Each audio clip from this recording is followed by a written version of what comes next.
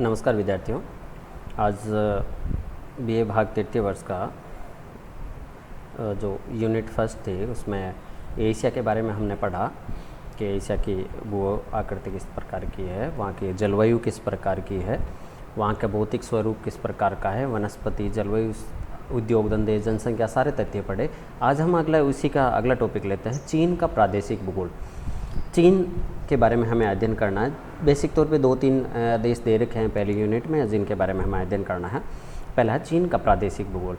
चीन के प्रादेशिक भूगोल में हमें ये पढ़ना है कि चीन की बेसिक जानकारी क्या है, उसके भौतिक स्वरूप किस प्रकार का है, वहाँ के अपतंत्र, वहाँ की वनस्पति, वहाँ की जलवायु, वहाँ के उद्योग धंधे, मेन मुख्य बातों पर हमें प्रकाश डालना है। ज़्यादा हमें डीपली जाने की आवश्यकता नहीं है। चीन के प्रादेशिक भूगोल की अगर हम बात करें तो स्थिति और विस्तार में सबसे पहले आता है कि यह एशिया महाद्वीप के पूर्वी भाग में है और 18 डिग्री उत्तरी अक्षांश से लेकर 54 डिग्री उत्तरी अक्षांश के मध्य स्थित है। और जहाँ सामुद्रिक सीमा की बात करें तो लगभग 14,000 किलोमीटर इसकी सामुद्रिक सीमा लंबी है। और ये इस चीन के विश्व का एकमात्र ऐसा देश है जिसमें सबसे अधिक सीमाएं लगती है। 14 देशों की सीमाएं लगती है। इसका क्षेत्रफल है 95,96,961 वर्ग किलोमीटर है। इसमें 14 देशों की सीमाओं में सबसे उत्तरी कोरिया, रूस, Mongolia, Bharat, Pakistan, Kazakhstan, Kyrgyzstan, Tajikistan, Afghanistan, Bhutan, Nepal, Laos, Myanmar और वियतनाम, ये 14 देश हैं जिनसे चीन की सीमाएं लगती है। ये चीन की ऐतिहासिक पृष्ठभूमि है। ये 14 देश हैं जिनके आसपास चीन के चारों ओर बसे हुए देश हैं और इनकी अंतर्राष्ट्रीय सीमाएं लगती है। चीन की राजधानी बीजिंग है, जिसका पुराना नाम पिकिंग था। धरातलीय स्वरूप की बात करें, धरातलीय स्वरूप में बहुत विविधताओं से भरा हुआ देश है। कहीं पर ऊंचे पठार है, कहीं पर पहाड़, कहीं पर मैदान। तो इस तरह से 40% भाग पर पर्वत है, 35% भाग पर पठार है और 14% भूभाग पर मैदान फैले हुए हैं। और 11% भूभाग ऐसा है जो 100 मीटर से नीचे बसी हुई भूमि है, जो समुद्र तल से 100 मीटर नीचे बसी हुई भूभाग है। मूलतः यहाँ पर पामीर का जो पठार है या पामीर की गांठ है, वहाँ से 3 तरह की पर्वत श्रेणियाँ फैलती हैं। पहली है सबसे थ्यानसान पर्वत से लेकर महाखिंगन, लघु खिंगन श्रेणी में फैला हुआ है। उसके बाद दूसरा है तारिम बेसिन के उत्तर में, और उसके बाद थ्यानसान पर्वत है, उसका सबसे जो ऊपरी भाग है वो 6,000 मीटर से अधिक ऊंचा है। दूसरा पर्वत क्रम है कुनलुन-सान, अल्ताई-सांग, नानसान, सिंगलिंग-सान पर्वत श्रेणियाँ है, वहाँ फैला हुआ है। ये क्रम है जो ताइवान तक जाके समाप्त होता है। तीसरा क्रम है हिमालय पर्वत श्रेणी से लेकर नॉनलिंग-सान पर्वत श्रेणी के तक फैला हुआ है, जो चीन के दक्षिणी भाग में फैला हुआ है। यहाँ की प्रमुख पर्वत श्रेणी है नॉनलिंग-सान है। ये पर्वत श्रेणियाँ सिकियांग और यांगटी सिकियांग नदियों को पृथक करता है, अलग अलग करता है। यह चीन का धरातलीय स्वरूप है, जो इसमें सबसे पहले 3,000 से अधिक मीटर ऊंचा है, जो जहाँ पर पर्वतीय क्षेत्र आते हैं। ये वाला भूभाग है जो 3 पर्वतीय क्षेत्र अधिकांश थे, कैलाश, थांगलांग, सदाम बेसिन, अल्ताई तांग, सिंगलिंग तान, खिंगन पर्वत श्रेणी, नॉन सिंगलिंग सान, ये सारी की सारी पर्वत श्रेणियाँ हैं। उसके बाद आता है 1000 से 3,000 मीटर के बीच वाला भाग, ये जो डॉट के रूप में दर्शा रखा है। और बाकी ये जो खाली भाग है पूर्वी तटीय क्षेत्र है, जो समुद्र तटीय किनारा है प्रशांत महासागर का, ये वाला भाग है जो 1000 मीटर से कम ऊंचा है। चीन में सबसे जहाँ मैदानी भागों की बात करें तो हवांगू, यांगटी सिकियांग नदियाँ हैं जो विस्तृत रूप से फैली और इसकी सहायक नदियों के द्वारा निर्मित मैदान है। और पठारी भागों में बात करें, तिब्बत का पठार, यूनान का पठार, मंगोलिया का पठार, ये प्रमुख पठार है जो पठारी क्षेत्र स्थित है। अब चीन के कौन कौन से भौतिक उच्चावच है, भौतिक विभागों में अलग अलग बांटा गया है, उनमें बात करते हैं।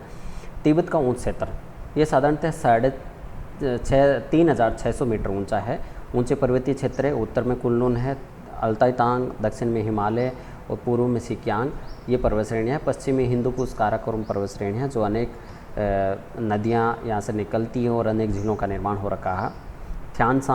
थ्यानसान ये सिकियांग प्रदेश में है, जो जुगेरियन और तारिम बेसिन के बीच स्थित है। देखो तारिम बेसिन और जुगेरियन बेसिन यहाँ ये पर्वत श्रेणी की बात हो रही है यहाँ पर, जो चीन के उत्तर पश्चिम भाग में स्थित है। चीन में इसकी लंबाई 1600 मीटर है और 6000 मीटर से अधिक ऊंचाई है। अल्ताई शान ये मंगोलिया और रूस के संयुक्तवर्ती भाग में स्थित है और ये भी तेज़ ढाल वाली पर्वत श्रेणियाँ हैं। उसके बाद है मंगोलिया सिकियांग। मंगोलिया सिकियांग है ये एक गोबी का अंतर प्रवाही बेसिन है जहाँ पर 500 मीटर की ऊंचाई है और गोबी का मैदान के चारों ओर जो पर्वत श्रेणियों से घिरा हुआ है उसमें ये जुगेरियन बेसिन का अल्ताई और थ्यानशान स्थित है। तारिम बेसिन में थ्यानशान अल्ताई तांग के बीच स्थित है। तारिम बेसिन और जुगेरियन बेसिन दोनों मिलकर सिकियांग नदी क्षेत्र का निर्माण करते हैं। तो ये जो क्षेत्र है मंगोलिया वाला, ये वाला भाग है मंगोलिया के, जो ये ऊपर वाला भाग जुगेरियन तारिम बेसिन के आसपास का जो भाग है ये वाला भाग इसमें आता है। अगला है मंगोलियन सीमावर्ती उच्च प्रदेश। ये पूर्वी चीन और गोबी के मैदानी भाग से चापाकार आकृति में कांसू से लेकर हिलुंगक्यांग तक फैला हुआ है, जहाँ खिंगन पर्वत श्रेणियाँ विस्तृत है। खिंगन पर्वत श्रेणियों और मंगोलिया का जो सीमावर्ती भाग है वहाँ लोएस पहाड़ियों वाला क्षेत्र है, जो हवाओं के निक्षेप से मिट्टी आके और ओरडोस का मैदान का निर्माण होता है। यहाँ लोएस की पहाड़ियों में जलोढ़ के जमा होने से सांसी और सैंसी का मैदान, जहाँ कोयला क्षेत्र विस्तृत रूप से वो मैदानी क्षेत्र का निर्माण हो रहा है। पूर्वी उच्च भूभाग छठा, ये सांतुंग प्रायद्वीप से लेकर हिलक्युंगक्यांग तक फैला हुआ है।